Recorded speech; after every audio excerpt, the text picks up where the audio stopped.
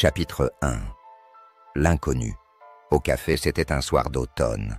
L'air était frais, et les feuilles mortes tapissaient les trottoirs du quartier tranquille où Thomas vivait. Comme chaque vendredi, il s'était installé dans son café préféré, un petit établissement chaleureux à l'éclairage tamisé. Sa routine était simple. Un cappuccino, un bon livre et une observation tranquille des passants qui allaient et venaient. Cependant, ce soir-là, quelque chose d'étrange se produisit. Alors qu'il tournait une page de son livre, Thomas remarqua un homme inhabituel entrer dans le café. Il portait un long manteau noir, usé, et un chapeau à large bord qui dissimulait son visage. Malgré son allure singulière, c'était son aura de mystère qui captait l'attention. L'homme balaya la salle du regard avant de se diriger droit vers Thomas. Sans hésitation, il demanda « Puis-je m'asseoir ?» Thomas, surpris par la demande, hésita un instant avant d'accepter. « Allez-y, dit-il, refermant son livre. » L'homme s'assit sans dire un mot pendant un long moment, observant la pièce autour d'eux. Puis, finalement, il brisa le silence. « Vous ne me connaissez pas, mais moi, je vous connais. » Thomas haussa un sourcil, perplexe. « Que voulez-vous dire ?» L'homme plongea son regard dans celui de Thomas. « Je suis un voyageur du temps, et je suis venu pour vous. » Thomas ne put s'empêcher de sourire légèrement. Il était persuadé que c'était une mauvaise plaisanterie, une sorte de farce. Un voyageur du temps, vraiment. Pourquoi moi, alors? L'inconnu resta impassible. Parce que demain soir, vous ferez un choix qui changera tout. Et ce choix aura des conséquences désastreuses. Je suis ici pour vous aider à prendre la bonne décision. Thomas secoua la tête, incrédule. Pourquoi devrais-je vous croire? L'homme fixa Thomas avec une intensité troublante. Vous n'avez pas à me croire, mais souvenez-vous de ces mots. Demain, à 20h, vous ferez un choix, et votre vie en dépendra. Sur ces mots, l'inconnu se leva et quitta le café, laissant Thomas seul, déconcerté par cette étrange rencontre. Chapitre 2. La rencontre avec l'impossible. Le lendemain, Thomas ne pouvait s'empêcher de repenser à l'homme du café.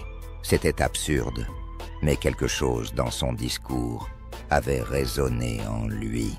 Il tenta de rationaliser, de se dire que ce n'était qu'un hasard, une coïncidence. Mais l'heure approchait, et une angoisse sourde s'installait en lui. À 19h30, il décida de sortir se promener pour calmer son esprit. Il marcha sans but précis dans les rues de la ville, absorbé dans ses pensées, jusqu'à ce qu'il atteigne une intersection qu'il traversait régulièrement. Enfin, au milieu du carrefour, un homme se tenait. Il était habillé de la même manière que celui du café. « Vous êtes venu ?» dit l'homme, avec un sourire presque triste. Thomas s'arrêta net, choqué. « Comment savez-vous que je serais ici ?» L'homme ne répondit pas immédiatement. Il se contenta de regarder Thomas d'un air grave. « C'est ici que tout se joue, Thomas. À cette intersection, à 20h, vous allez devoir faire un choix. Aller à gauche ou à droite. Chaque direction mènera à une destinée différente. L'un des chemins vous sauvera, l'autre vous détruira. » Thomas ne savait pas à quoi répondre. Tout cela lui paraissait insensé. Pourtant, il sentait une angoisse grandir en lui. Il regarda sa montre, 19h58. « Et si je ne fais aucun choix ?» demanda-t-il d'une voix tremblante. « Ne pas choisir est en soi un choix, » répliqua l'homme. Mais l'inaction mène souvent à la plus sombre des conséquences. Le cœur de Thomas battait à tout rompre. Le temps s'écoulait. Inexorablement. « Qu'y a-t-il à gauche ?» demanda-t-il. « Ce n'est pas à moi de vous le dire. » Et à droite, l'homme ne répondit toujours pas. À 20h, un coup de vent fit voler les feuilles mortes autour d'eux.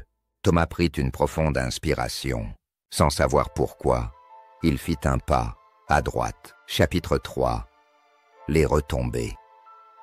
Le lendemain matin, Thomas se réveilla dans son lit, la tête lourde.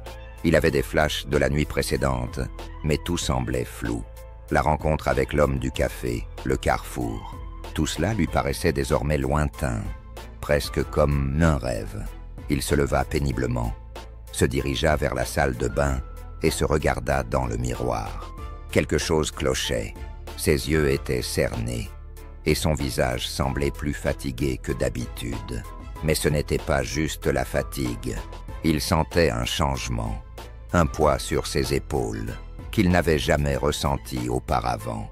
Alors qu'il sortait de chez lui pour aller au travail, il remarqua un journal sur le pas de sa porte. La une titrait « Accident mortel au centre-ville, une victime non identifiée ». Le cœur de Thomas manqua un battement. Il lut l'article qui décrivait un accident survenu la veille au soir à l'intersection même où il avait croisé l'homme. Une voiture avait percuté un piéton, le tuant sur le coup.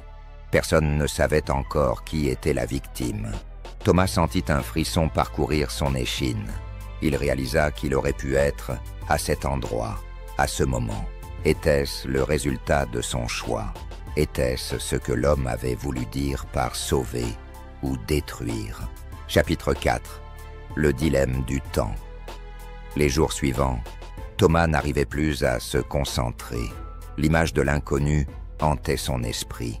Il retourna plusieurs fois à l'intersection, cherchant des réponses, mais l'homme n'était jamais là. Chaque nuit, il faisait le même cauchemar.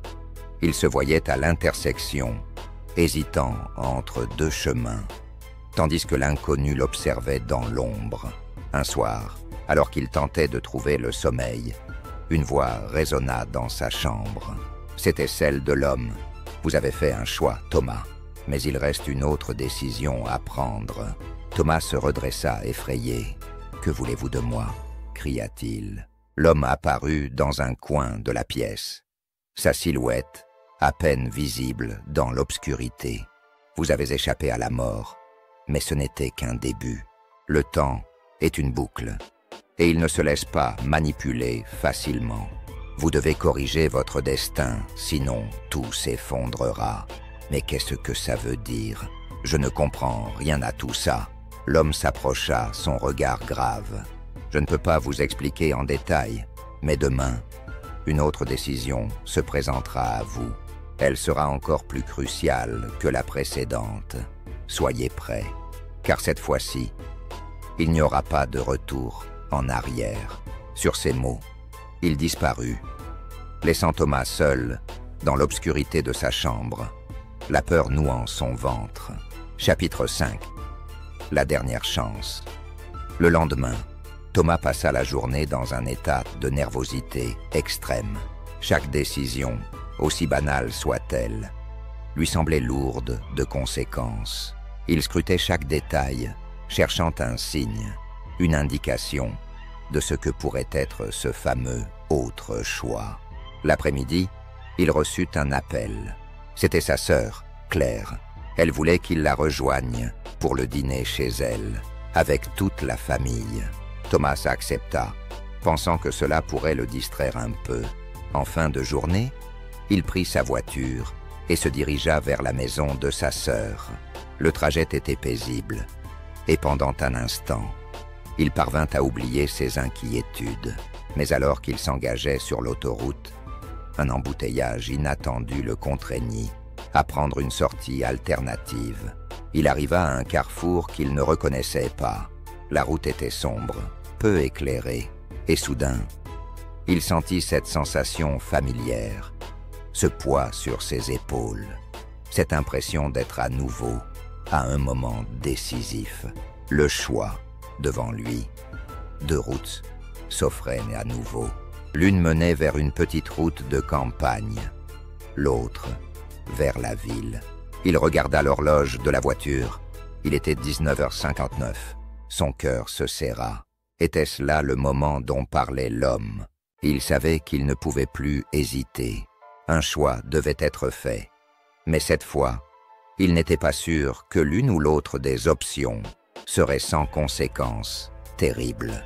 Il ferma les yeux, prit une profonde inspiration et décida. Cette fois, il prendrait la route de campagne. Chapitre 6. Le prix à payer. Le lendemain matin, Thomas se réveilla avec une étrange sensation de légèreté. Il avait pris la route de campagne et rien de particulier ne s'était produit.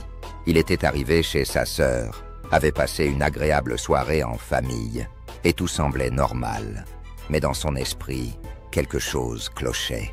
Alors qu'il buvait son café, un nouveau flash d'information apparut à la télévision.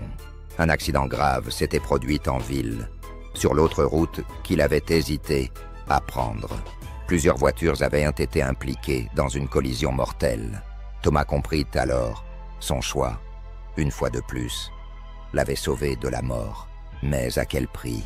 Avait-il échappé à son destin ou ne faisait-il que repousser l'inévitable? Le téléphone sonna. C'était l'homme. « Vous avez pris la bonne décision, Thomas. Mais le temps n'est pas indulgent. Vous avez encore une dernière épreuve à passer. Soyez prêts. » L'histoire de Thomas n'était pas terminée. Le temps, tel un ennemi invisible, continuait de le poursuivre.